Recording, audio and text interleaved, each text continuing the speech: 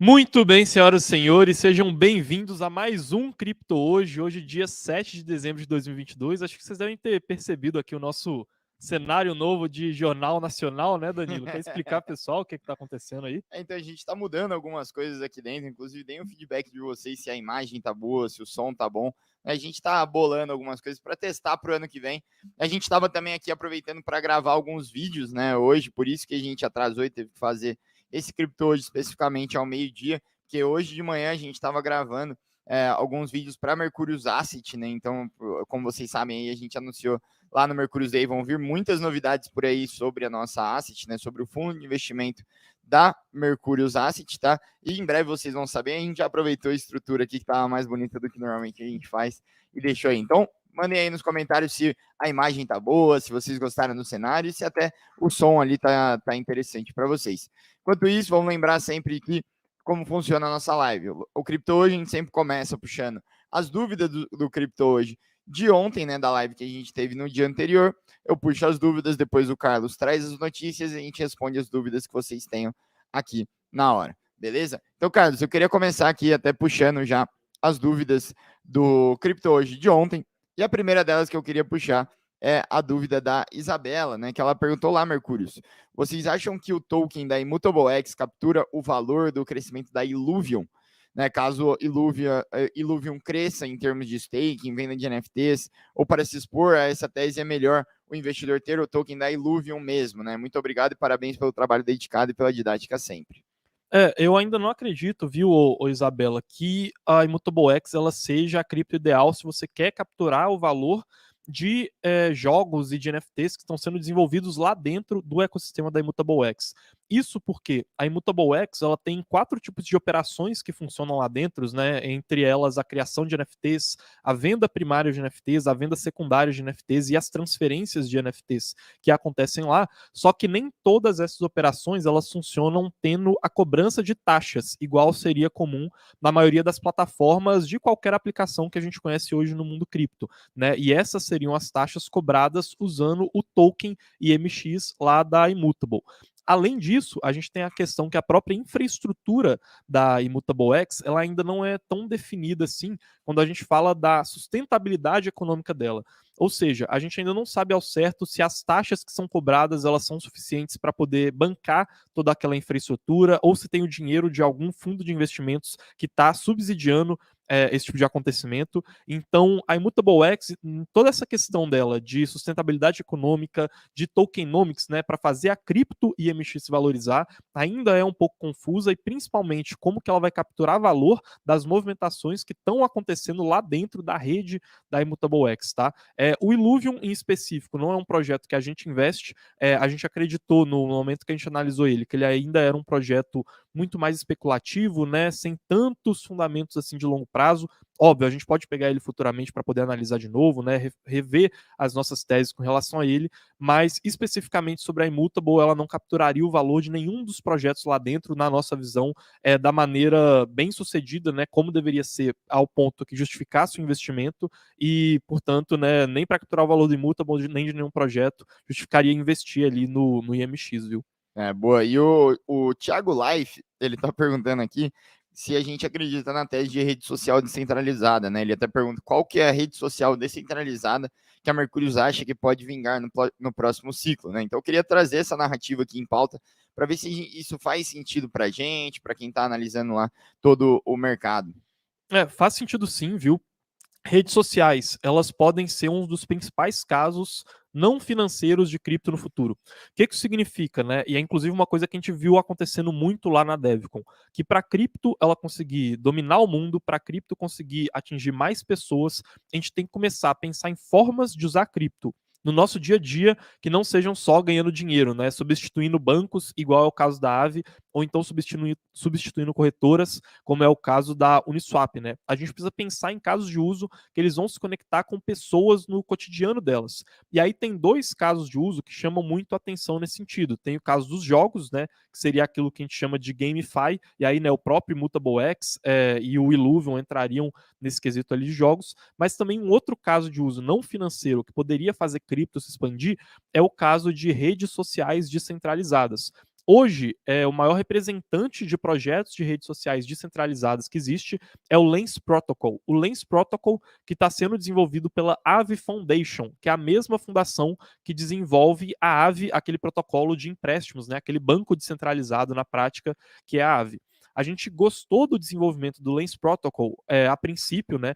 A gente acha que a equipe deles é muito competente, mas a gente ficou um pouco decepcionado quando a gente falou com a equipe deles, né? Inclusive a gente foi lá pessoalmente falar com a equipe deles e se encontrou com eles quando a gente estava lá na Colômbia, porque eles não ofereceram respostas satisfatórias para alguns dos maiores desafios que redes sociais descentralizadas teriam. Por exemplo, como conseguir fazer com que os usuários se conectem com o Lens Protocol de um jeito tão fácil quanto é hoje para poder se conectar em redes sociais centralizadas, igual o Facebook, igual o Instagram, igual o Twitter, o YouTube. Eles não ofereceram respostas satisfatórias para a gente com relação a isso, né? Eles ficaram falando muito de educação, né? Então é education no futuro, as pessoas vão entender como usar cripto, a gente vai ter um mainstream acessando, mas não foram respostas satisfatórias, precisas. Então a gente ficou um pouco desanimado, apesar da gente acreditar na tese de Lens Protocol, nas teses de redes sociais em cripto e achar que esse no futuro pode ser um ótimo passo para os fundamentos de cripto melhorarem.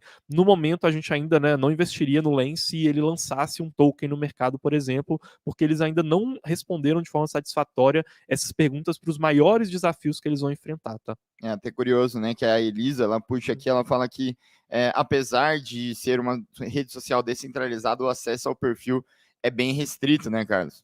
Exato, né? Durante um bom tempo, né? Eu acredito que uma parte desse acesso ele ainda esteja desse jeito. Você precisa ter um link de acesso para poder criar um perfil lá no Lens Protocol, tá? E na minha visão, isso acontece justamente porque eles sabem que o produto está inacabado. Então eles ainda estão em fase de testes e é por isso que não é qualquer um que consegue criar um perfil lá.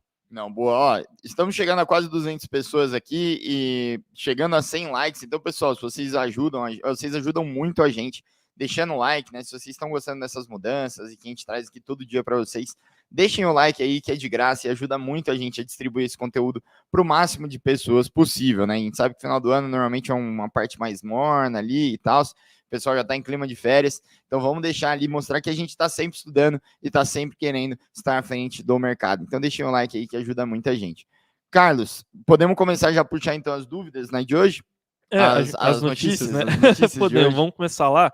Aproveitar que a gente já está nesse clima aqui de Jornal Nacional, né?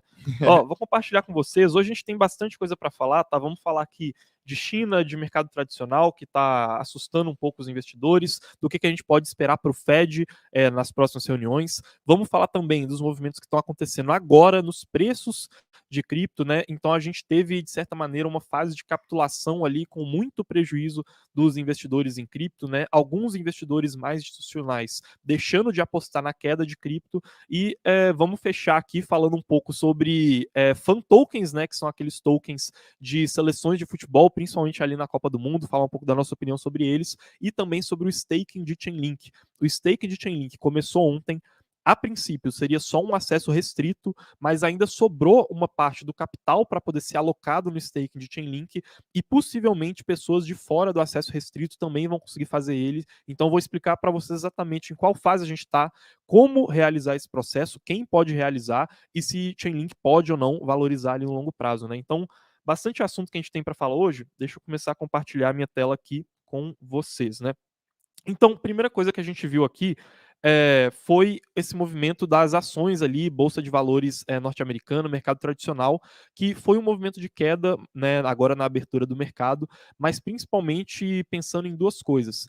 Primeiro, os investidores muito preocupados com qual vai ser a próxima decisão do Fed na reunião que a gente vai ter na próxima quarta-feira. Então, na terça-feira da semana que vem, a gente vai ter divulgação dos dados da inflação lá nos Estados Unidos, e na quarta-feira a gente vai ter a decisão do Fed com relação à taxa de juros, né? E principalmente o discurso do Fed com a interpretação sobre esse aumento da taxa de juros. Então, isso está deixando, por enquanto, o mercado um pouco morno ali nesse sentido de aguardar as próximas novidades. Mas uma coisa interessante que a gente viu aqui acontecendo e que foi divulgado aqui nesses últimos dias foi uma queda muito grande ali na China nos balanços deles de exportações e de importações. Então, se a gente for comparar o período que a gente teve em novembro desse ano, né, e aí acabaram de ser divulgados os dados sobre o mês passado, em comparação com novembro do ano passado, a gente teve uma queda muito marcante e muito abaixo das expectativas no comércio internacional lá na China, tá? Então a gente teve uma contração ali, por exemplo, nas exportações, que foi de 8,7% em novembro, enquanto que as expectativas dos analistas eram de um declínio de 3,5%. Né? Então, raramente a gente vê expectativas sendo tão, né, tão confrontadas igual a gente viu acontecendo aqui. E aí, né, até mostrar aqui um gráfico para vocês disso que aconteceu. Esse gráfico aqui, ele vai estar mostrando para a gente, né, esse balanço de... Opa, deixa eu ver aqui, parece que eu não estava compartilhando minha tela aqui, deixa eu adicionar ela na transmissão. Compartilhar e... Aqui, deixa eu ver. Beleza, compartilhei aqui com vocês. Me digam aí se agora vocês estão conseguindo ver ela. Mas então, a gente teve, né, aqui nesse gráfico, como vocês estão vendo, esse balanço de importações e de exportações em novembro na China caindo, ficando muito abaixo do esperado. Isso tem tudo a ver com a política de contenção da Covid-19 que a China está tentando controlar agora. Então, ao mesmo tempo que a gente teve todos aqueles protestos, a gente também teve, né, esse balanço de comércio internacional lá na China caindo muito, e isso começa a deixar os mercados um pouco em dúvida sobre o que vai acontecer daqui para frente. Por um lado, toda essa onda de protestos, assim como esse balanço de exportações e importações vindo fraco, começa a pressionar o governo chinês para eles terem uma abertura maior da economia. E se a gente tiver uma abertura maior da economia, a gente reforça aquela narrativa de otimismo para o mercado para esse final de ano que tinha muito a ver com essa previsão de uma China mais forte e, consequentemente, né, um otimismo maior nos mercados de renda variável, em ações, também pode causar um otimismo maior no mercado cripto, né, já que ontem mesmo mostrei para vocês que a correlação entre cripto e mercado tradicional está voltando, né, uma correlação que tinha diminuído quando a gente teve a quebra da FTX. E aí, de maneira geral, o mercado ele já está começando a precificar isso, né? Entender porque, olha, agora a China está vindo ruim nesses balanços, mas isso já está no preço, então agora o mercado tenta precificar o futuro. Será que a China vai se abrir ou será que não vai se abrir? E qual que vai ser a decisão do Fed agora, né? Ali no encontro que a gente vai ter na próxima quarta-feira para tomar a decisão de taxa de juros. E nesse momento, né, a gente tem quase aqui 80% do mercado apostando que a gente vai ter um aumento de 0,75% na taxa de juros e que ali para o ano que vem, essa taxa de juros ela deve sofrer mais alguns pequenos aumentos e atingir um pico ali na faixa dos 5% de taxa de juros, mais ou menos, tá, pessoal? Então, de maneira geral, o mercado preocupado com algumas dessas questões, mas aguardando essa próxima divulgação de dados da inflação e de taxa de juros que deve acontecer na semana que vem. Boa. Cara, tem algumas dúvidas aqui, principalmente primeiro do suporte técnico, né? Aqui, falando quando que a gente vai chamar o Lauro para saber as novidades do evento que aconteceu no Polkadot. Já estamos chamando ele, né? Inclusive, estou enchendo o saco dele pra caramba. Eu sei que esse final de semana, junto com o Mercúrio Day, eles fizeram um evento lá em Joinville. Eu já falei que ele está devendo uma visita aqui com a gente aqui em São Paulo para gravar. Eu queria gravar presencialmente aqui o podcast com ele, mas já fica o convite aqui, eu vou falar com ele exatamente para trazer. Eu vi que ele até conheceu o Gavin Wood aí, então foi bem legal. Acho que tem bastante novidade para a gente falar. Bem lembrado aí, suporte tech. O Elinaldo aqui, cara, está perguntando quais projetos da Rede Cosmos tem maior potencial hoje. Desculpa, qual que é o Elinaldo. nome dele? Elinaldo. O Elinaldo, hoje a gente não vê muitos projetos na Cosmos com potencial quando a gente leva em comparação o crescimento do ecossistema da Cosmos com o tokenomics, que é a forma como esse crescimento vai ser capturado em dinheiro, né, para os investidores no final das contas desses projetos, né? Então, o ecossistema da Cosmos, ele é muito bom nesse sentido de atrair muitos desenvolvedores. Então, junto com Ethereum, Bitcoin, Solana e Polkadot, a Cosmos foi um dos 5 ecossistemas que mais atraiu desenvolvedores de cripto no ano passado. Agora, com Solana, né, um pouco fora da jogada, o ecossistema da Cosmos, inclusive, pode ser um dos mais flexíveis para voltar a atrair alguns desses desenvolvedores, competindo muito com as segundas camadas da Ethereum também, por esses desenvolvedores que estavam ali na Solana, principalmente porque ali na Cosmos, esses desenvolvedores eles podem ter uma flexibilidade maior para poder criar as próprias infraestruturas infraestruturas, né, enquanto que migrariam para a camada da Ethereum ali, talvez mais projetos relacionados com aplicações, né, ao invés de infraestruturas e que não necessitassem de toda essa flexibilidade. Então, é um ecossistema que ele tem muito potencial de crescimento, mas a maioria das redes lá, elas ainda têm problemas muito grandes de tokenomics, né, de capturar o valor desse ecossistema.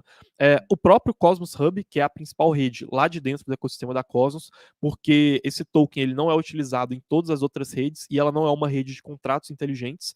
E eles estavam tentando passar a proposta do Atom 2.0, que iria mudar, né, e criar algumas funcionalidades de tokenomics melhores, tanto para o Atom em si, né, que é a cripto mais conhecida lá do ecossistema, quanto também algumas funcionalidades que elas ficariam disponíveis para outras criptos do ecossistema. Só que no final das contas a proposta não foi aprovada, né, deu briga lá no fórum de governança, eles continuam brigando, continuam tentando encontrar formas de escapar dessa situação, de resolver esse dilema, e por enquanto a gente ainda não vê algum player ali específico dentro do ecossistema da Cosmos que justifique o investimento, que esteja preparado para poder capturar esse valor, viu? Boa. O Duda Kawai aqui, que a gente conheceu, inclusive, lá no Mercúrios Day. Um abraço, meu amigo.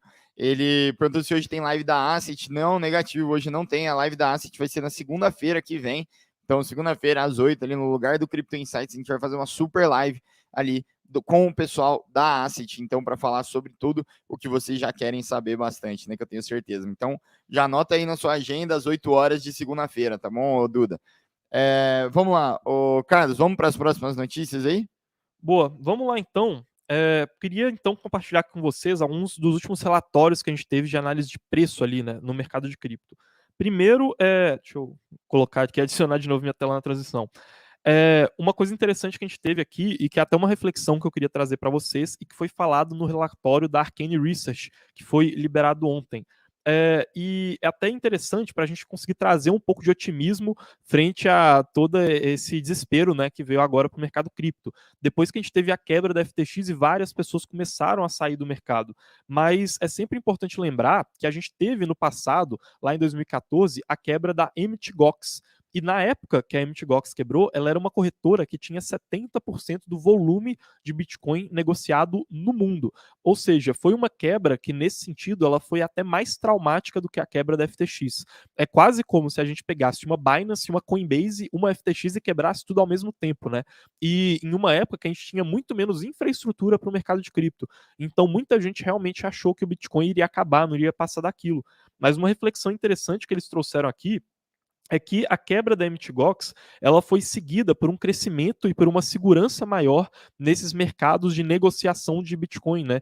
Então, no final das contas, ela ajudou muito na construção de infraestrutura para o mercado, né? Com os grandes players, principalmente institucionais, aprendendo com aqueles erros que aconteceram no caso da Mt. Gox, né? E principalmente erros com relação à custódia.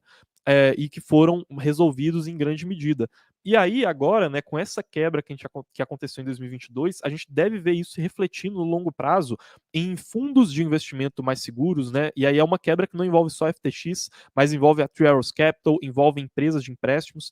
Então a gente deve ver no longo prazo parâmetros regulatórios e institucionais para poder ter fundos de investimento em cripto mais seguros, né? Fundos de venture capital, para a gente ter também plataformas de empréstimos mais seguras e corretoras mais seguras. Aquele erro, que é principalmente um erro de custódia que aconteceu no passado, ele foi em grande parte resolvido e agora a gente teve um erro muito relacionado à alavancagem. Alavancagem com fundos de clientes, alavancagens com empréstimos realizados por clientes. Então, isso no longo prazo, né, trazendo um otimismo, no final das contas, é algo que pode sim ajudar o mercado a melhorar e a ficar mais seguro. Né? E aí uma outra reflexão interessante aqui que eles trazem é que, olha, se você gostava do Bitcoin a 60 mil dólares, você provavelmente também deveria gostar do Bitcoin a 17 mil dólares e até gostar mais dele, né? Então, nesse sentido que os fundamentos do mercado, eles na verdade só estão melhorando mesmo diante desses traumas, né, que acontecem no curto prazo.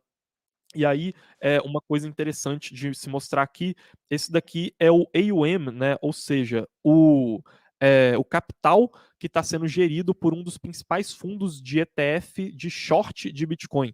Ou seja, quando um grande investidor ele quer apostar que o Bitcoin vai cair, ele coloca dinheiro aqui dentro.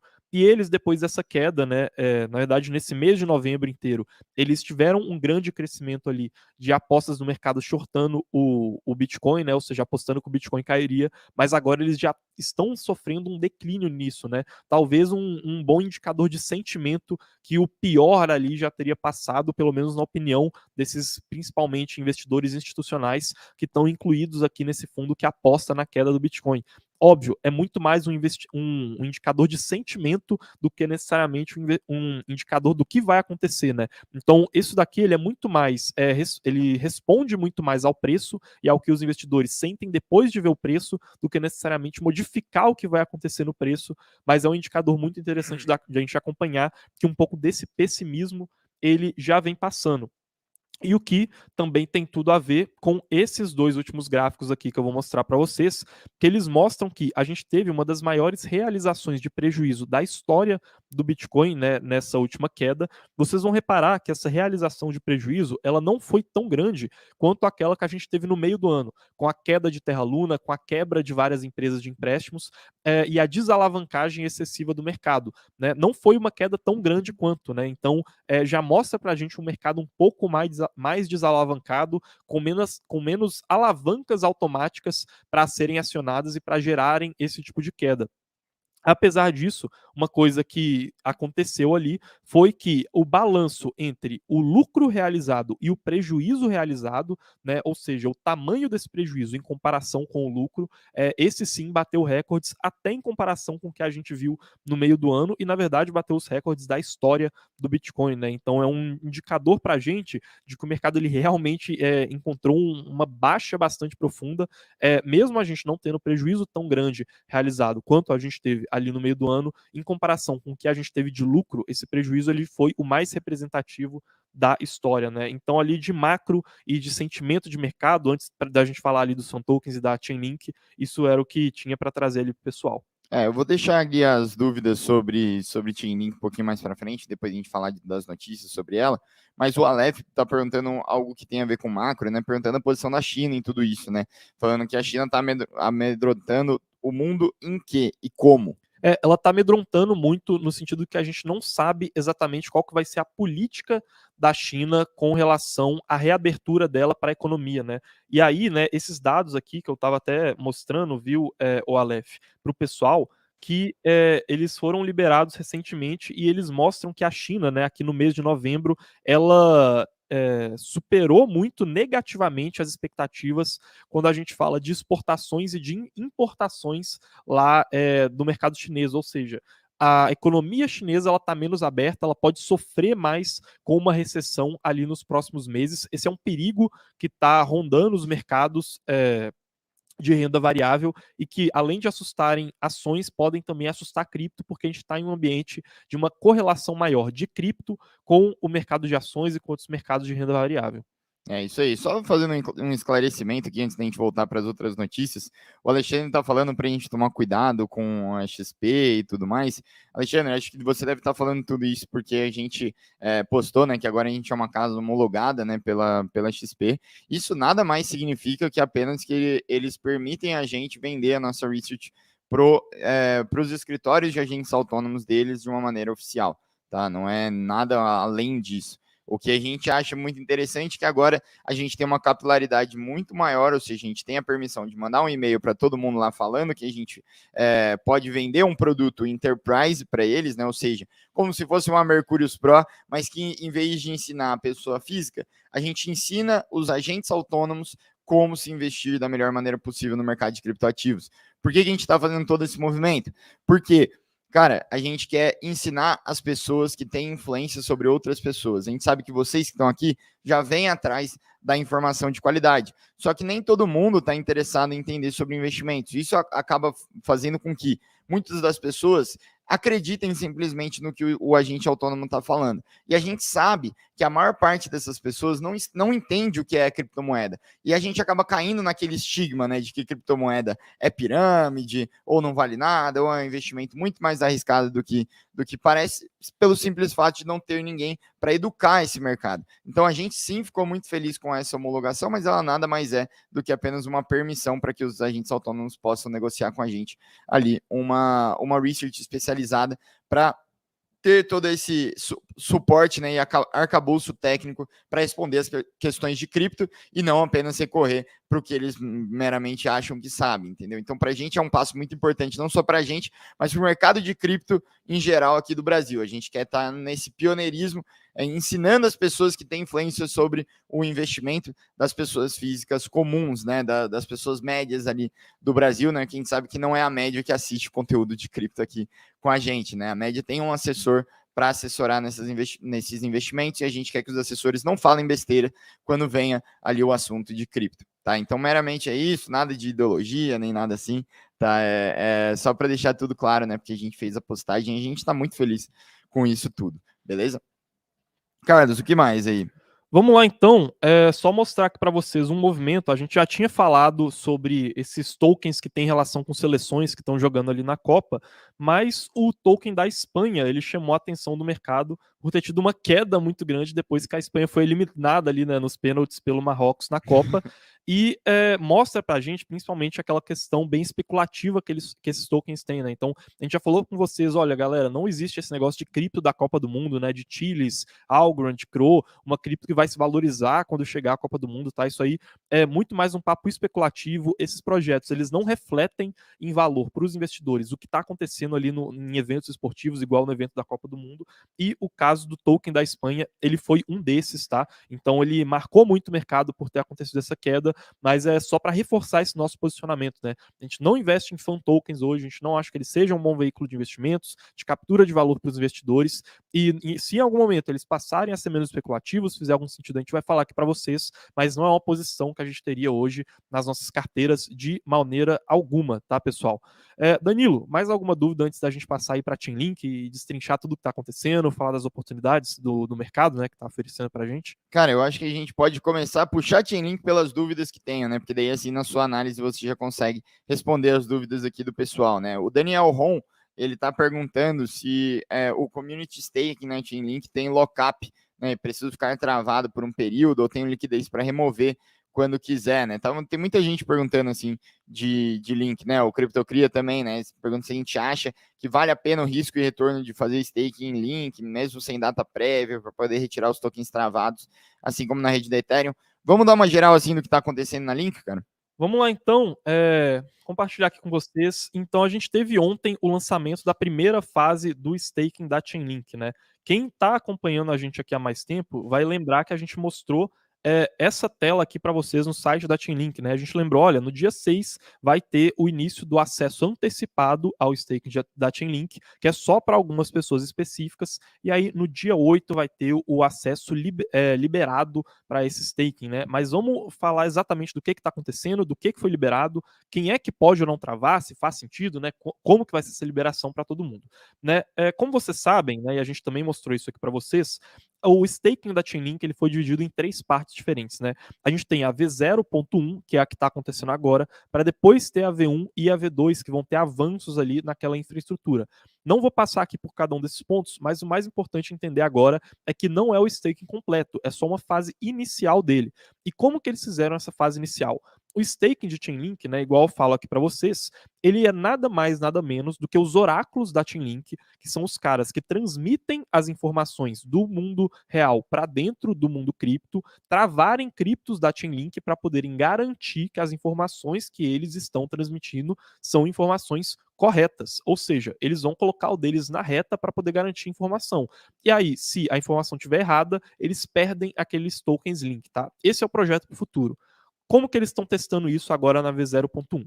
Eles pegaram uma informação específica, que é a informação do preço de Ethereum em dólares, e para alguns oráculos específicos, tá? E eles vão criar um grande pool, né, ou seja, uma piscina de criptos que vão ser travadas e esses oráculos eles vão ter que prestar informações corretas sobre esse preço da Ethereum em dólares, senão eles vão conseguir, eles vão acabar sofrendo essas penalidades relacionadas ao staking, né? E aí, quem é que está elegível para poder realizar esse staking inicial, né? E aqui tem no site da Chainlink essas categorias de quem está elegível e que já pode hoje depositar as suas criptos em staking lá nesse teste inicial, né? Começaram a ser depositados a partir de ontem. São 4 tipos de pessoas divididos em 3 grupos, tá? O primeiro grupo são dos holders de Chainlink, ou seja, quem tem Chainlink na carteira há muito tempo. E tem que ser uma carteira da rede da Ethereum, tá? Não pode ser uma carteira da rede da Polygon, nem nenhuma segunda camada, né? Tem que ser da rede da Ethereum, não pode ser na corretora também. Tem que ser nativamente ali na rede, tá?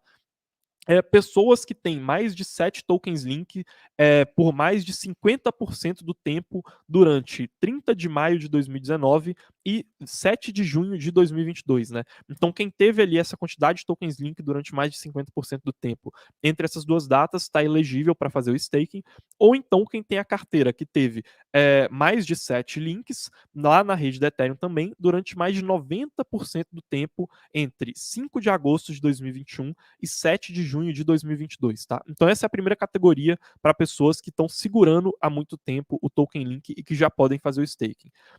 As duas outras categorias são os construtores, né? Ou seja, pessoas que participaram de algum hackathon que a Chainlink realizou entre o outono de 2020 e a primavera de 2022. Então, times de desenvolvimento, de desenvolvedores ali, Web3, que participaram desses hackathons, que são essas competições de construção de aplicativos que a Chainlink faz dentro desse período, também já podem participar, tá?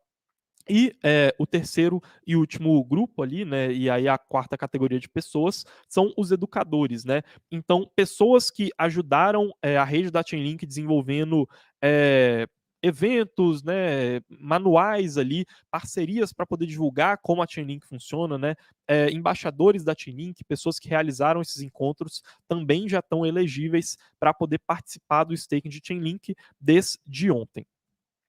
Além disso, né, e aí só entendendo um pouco mais de quais seriam esses parâmetros, essas pessoas, elas realizando esse staking hoje, elas vão ficar com esses links travados, né? Então, deixa eu mostrar aqui para vocês, né, aqui o período de travamento.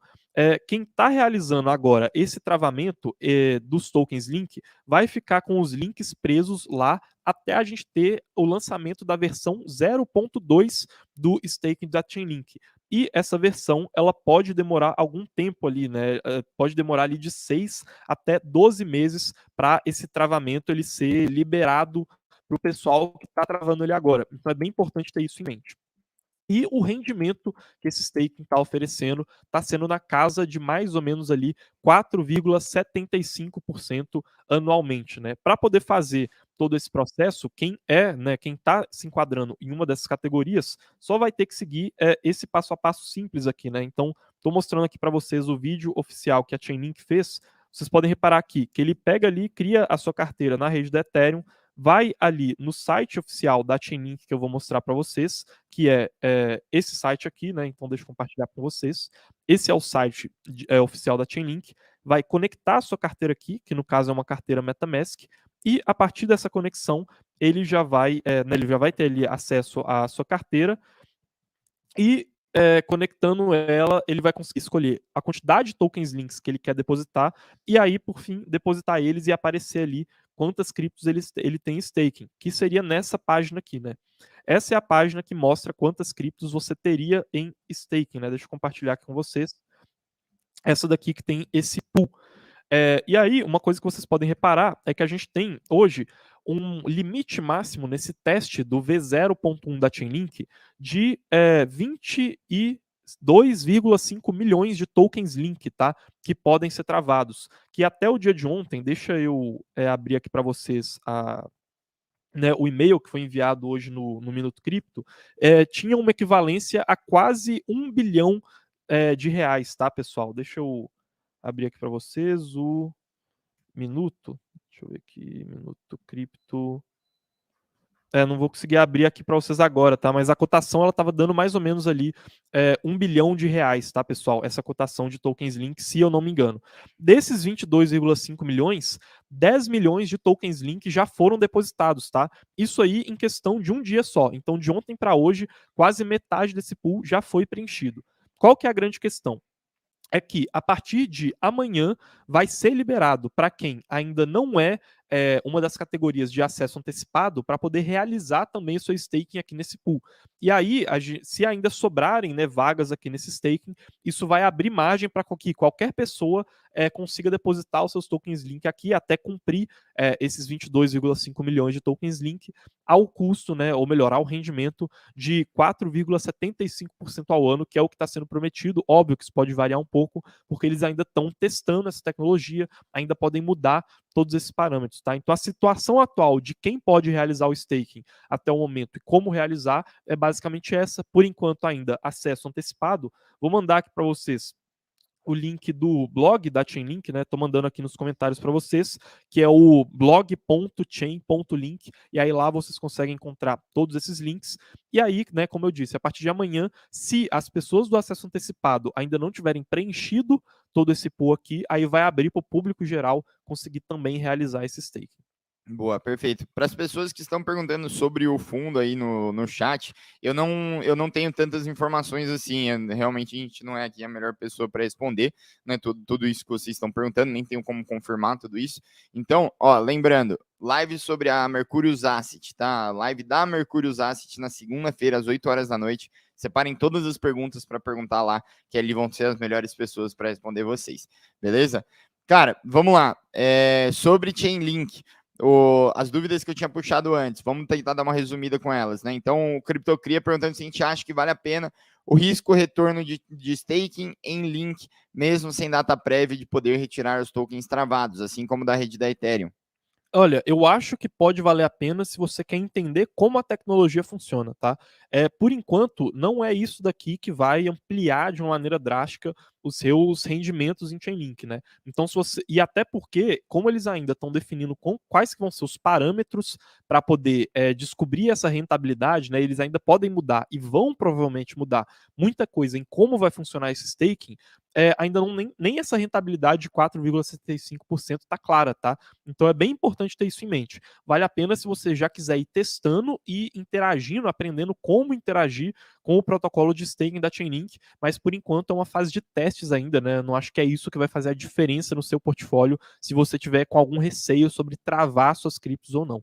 Não, perfeito. E o Daniel Ron, ele tá perguntando então se eu não estou elegível para esse staking agora, no dia 8 que abre o restante eu vou poder fazer? Vai poder fazer até preencher aquele pool, tá? Então é bem importante saber disso. Pode ser que ele seja preenchido muito rápido e nem todo mundo consiga fazer. A gente tem aquele limite de só 22,5 milhões de criptos Link que serão colocadas em staking. Hoje a gente está com 10 milhões para o acesso antecipado. Se até amanhã não tiver lotado esses 22,5 milhões, aí o restante que sobrar vai ficar livre para o público geral, inclusive para você, Daniel. Boa. E assim, outra dúvida que é interessante aqui que o Flávio acabou de fazer, tipo, por que o preço não sobe, né? Se tem tanta gente fazendo staking assim, o preço não deveria estar subindo? Então, é porque esse stake, na verdade, não é tanta gente. Tá? Isso aí é pouco comparado com o volume de Chainlink no mercado. Inclusive, essa é uma grande questão que a gente até vem falando, né, aqui no Crypto hoje há algum tempo. Esse movimento que a gente teve de subida do preço da Chainlink inicial, ele antecipa bons fundamentos que podem vir no futuro, tá? Mas são fundamentos de longo prazo, porque no curto prazo é um movimento muito mais especulativo. Né? Essa movimentação que a gente vê hoje do stake da Chainlink, como ela está numa versão muito inicial, ela não vai tirar tantas criptos Link assim do mercado ao ponto que realmente cause uma diferença no preço da Chainlink. Isso só vai causar uma diferença real no longo prazo, quando a gente tiver as outras versões do staking, e aí de fato muita Chainlink for retirada do mercado para poder fazer esse travamento. Né? Então, esse lançamento inicial, imediato, do stake da Chainlink não é uma bala de prata para poder solucionar os problemas de tokenomics da Chainlink, tá? Isso é uma melhora de fundamentos para o longo prazo. Eu acho que a gente pode responder, né, as últimas perguntas, na verdade, encerrar com uma pergunta que resume tudo, né, do que a gente está falando. Vale a pena comprar Link agora para a gente? Pra gente, vale a pena, mas a gente não está pensando em uma valorização para a próxima semana, para as próximas 2 semanas, próximo mês. A gente está comprando ela pensando na valorização de longo prazo para os próximos meses e anos no mercado cripto, tá? Então, nesse sentido, para a gente vale a pena, então, não comprando para se decepcionar com uma queda que pode acontecer, igual aconteceu agora, que foi o pessoal se animando com uma especulação de curto prazo e que aí foi um movimento que durou uma semana de subida e uma semana de queda, tá? Isso pra gente é irrelevante, mas para a construção dos fundamentos da Chainlink no longo prazo, pra gente vale a pena sim, viu, Boris? Perfeito. Só para acabar aqui um último recado para vocês, pessoal. Faltam 350 inscritos para a gente bater 900 inscritos aqui. Aliás, 90 mil inscritos aqui no canal. Então, agradeço muito se vocês puderem aí deixar o like, mandar esse canal aqui para outra pessoa que estuda cripto junto com você, para ela se inscrever e começar a também estar com a gente aqui. A gente vai fazer essa live sempre, todo dia, às 10 horas da manhã. Hoje foi uma exceção só por causa das gravações que estavam rolando hoje de manhã e por esses novos testes aí que eu espero que vocês tenham curtido.